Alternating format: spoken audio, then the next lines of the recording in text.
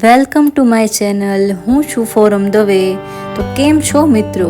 આજે હું બનાવવાની છું ભીંડા મસાલાનું શાક. તો ચાલો વિડીયો શરૂ કરીશું.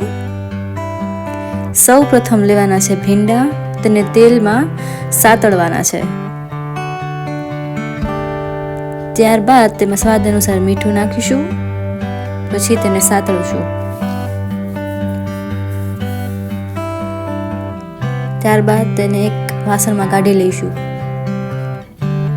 પછી તેલમાં જીરું, રાઈ અને હિંગને સાતળવાના છે. ત્યારબાદ તેમાં લસણની પેસ્ટ નાખશું.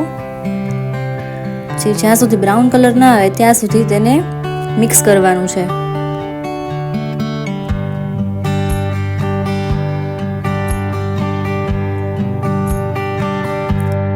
ત્યારબાદ અહીં મેં ટમેટા, ચીડિયા મરચાં અને ડુંગળીની પેસ્ટ બનાવી છે, જેને આમાં એડ કરવાની છે.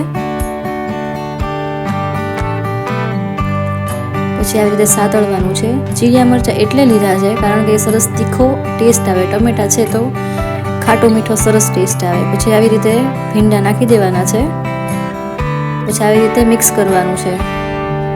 5 થી 10 મિનિટ સુધી મિક્સ કરતા રહેવાનું છે. પછી એમાં હળદર, મરચું,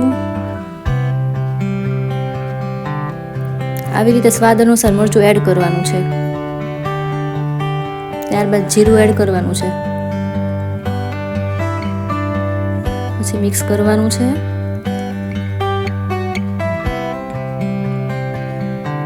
ખાંડ 2 ચમચી નાખવાની છે.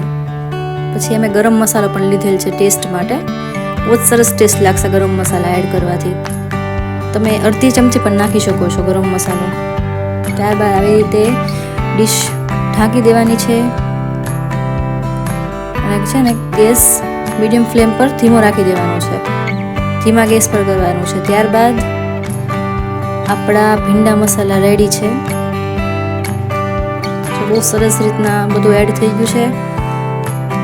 And you can see the result by my husband's reaction.